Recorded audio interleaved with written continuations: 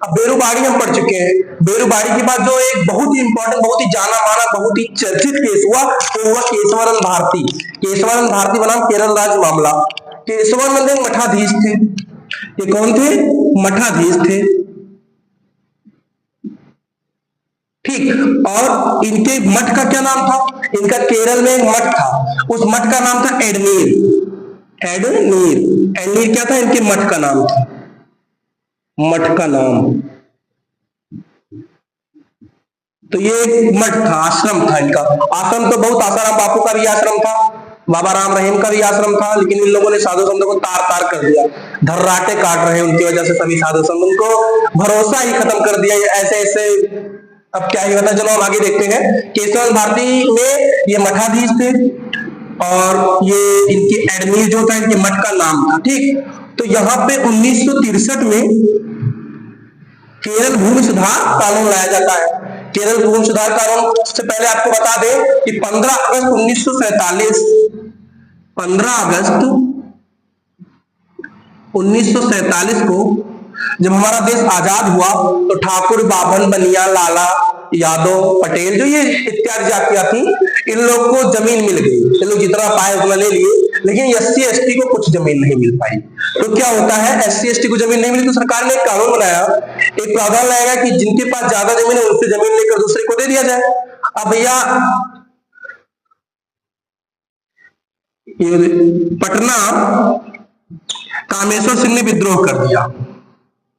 कामेश्वर सिंह ने विद्रोह कर दिया कि भैया ये हमारा मौलिक अधिकार है, हम इसे नहीं दे सकते हैं। भाई हमारा मौलिक अधिकार है, इसे हम नहीं दे सकते हैं। सरकार के इस कानून ने पटना हाईकोर्ट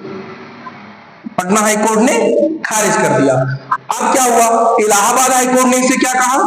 इलाहाबाद हाईकोर्ट ने इसे सत्य मान लिया, सही मान लिया कि जो जमीन है अगर सरकार चाहे तो उसे ले सकती है। अब भैया पंडित जवाहरलाल नेहरू ने प्रथम संविधान संशोधन किया। प्रथम संविधान संशोधन किया। प्रथम संविधान संशोधन किया। प्रथम संविधान 1951 में क्या क्या? नवीं अनुसूची को जोड़ा गया। नवीं अनुसूची को जोड़ा गया।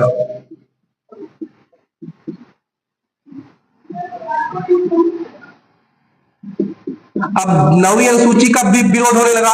इसका विरोध किसने किया? इसका विरोध किया शंकरी प्रसाद ने। शंकरी प्रसाद ने शंकरी प्रसाद ने विरोध किया कि ये उठल्लू सरकार है, ये काम चलाऊ सरकार है और ऐसे काम चलाऊ सरकार कोई भी निर्णय नहीं ले सकती, इसके निर्णय को हम मान्य नहीं करेंगे। तब सुप्रीम कोर्ट ने क्या कहा? सरकार सरकार होती है, वो चाहे काम चलाऊ सरकार हो, अगर उसे आधिपत्य दिया गया है काम करने का तो सरकार का निर्णय सर्वोपरि होगा, मान्य होगा। तो क्या हुआ? इनका भी बयान खारिज हो जाता है।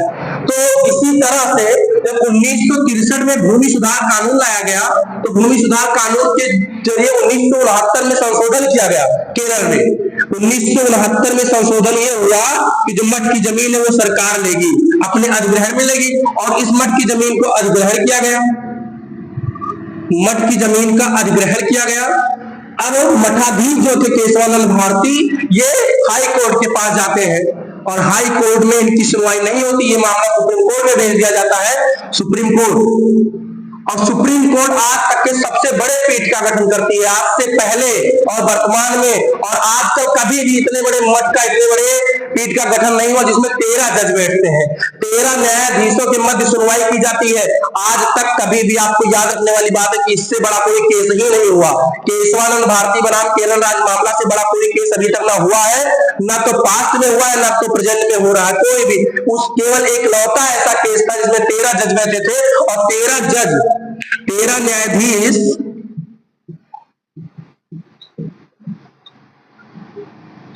इनकी जो अध्यक्षता कर रहे थे, अध्यक्ष तो कौन थे? SM सीकरी इसकी अध्यक्षता कर रहे थे और ये 68 दिन तक चला। ये केस कितने, इसकी सुनवाई 68 दिन तक चलती है। केशवानंद भारती बनाम केरल राज्य मामला की सुनवाई 68 दिन तक 13 जजों के बीच में चलती रहती है। उसके बाद 7-6 में निर्णय आ जाता है। निर्णय क्या आता है? साक्ष्य में 6 जज बोलते हैं केशवानंद भारती की तरफ, 7 जज रहते हैं सरकार की तरफ।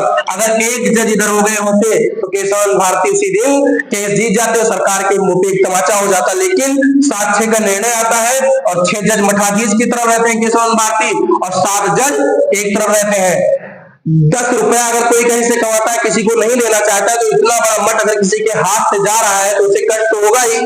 तो उसके बाद क्या होता है? निर्णय क्या आता है? आप लोग निर्णय सुनिए। जब सरकार अधिग्रहण कर लेती है, साक्ष्य में सरकार केस जीत जाती है, तो प्रस्तावना संविधान का हिस्सा है। ये केवल आपको बुक में मिलेगा, ये कहानी आपको नहीं मिलेगी। प्रस्तावना संविधान का हिस्सा है, संविधान का अंग है, संविधान का अंग है। इसमें संशोधन किया जा सकता है, इसमें संशोधन किया जा सकता है।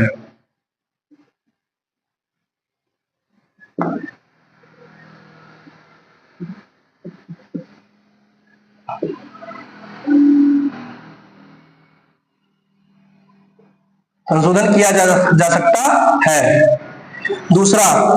दूसरा निर्णय ये आया 1973 से पहले। हाँ, ये निर्णय कब आया था? 24 अप्रैल 1973।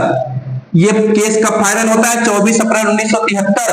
आप जब भी यूपीएसआई की परीक्षा देंगे तो जीएस के पोर्शन प्रस्तावना से 2 या 3 क्वेश्चन जरूर आएंगे। उसमें से एक क्वेश्चन केशवानंद भारती का जरूर होगा। तो या तो उनके मठ का नाम पूछेगा या तो कुछ भी पूछ सकता है, लेकिन आपको ये और यूपीएसआई स्टूडेंट्स उनके लिए बहुत ही इंपॉर्टेंट टॉपिक है प्रस्तावना।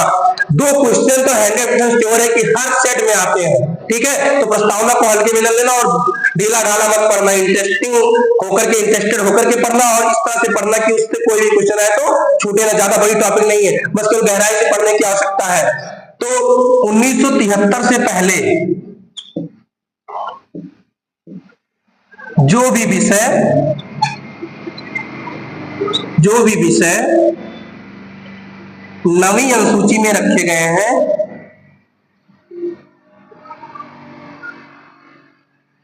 अनुसूची में रखे गए हैं, उनके खिलाफ हम कोर्ट में या फिर सुप्रीम कोर्ट में याचिका दायर नहीं कर सकते हैं, उसमें अपील नहीं कर सकते हैं, जो विषय 1973 के पहले रखे गए। लेकिन अगला निर्णय क्या था? 1973 के बाद नवीं अनुसूची में 1973 के बाद जो भी विषय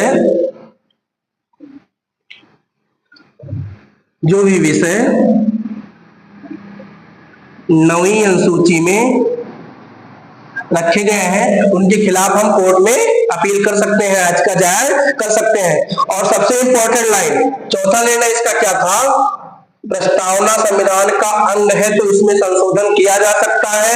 और प्रथम, ये मोस्ट इंपॉर्टेंट लाइन है, मोस्ट इंपॉर्टेंट लाइन, प्रथम संविधान संशोधन इंदिरा गांधी के संविधान, केवल एक बार संशोधन हुआ, पहला संविधान, वो भी कब किया गया? 42वां संविधान संशोधन 1976 इंदिरा गांधी की सरकार में किया गया था। और उस समय इसमें 3 शब्द जोड़े गए थे। पहला था समाजवाद, दूसरा था पंथनिरपेक्ष,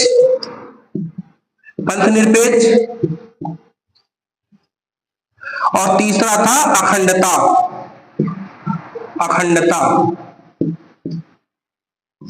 ये 3 शब्द प्रस्तावना में जब भी एक ही संशोधन आज तक प्रस्तावना में हुआ है, 42वां संविधान संशोधन 1976, और ये इंदिरा गांधी की सरकार में हुआ था। इस समय 3 शब्द जोड़े गए थे नए, समाजवाद, पंथनिरपेक्ष और अखंडता, ठीक है? ये हमारा रहा केशवानंद भारती। इसमें प्रश्न कहां से आएंगे?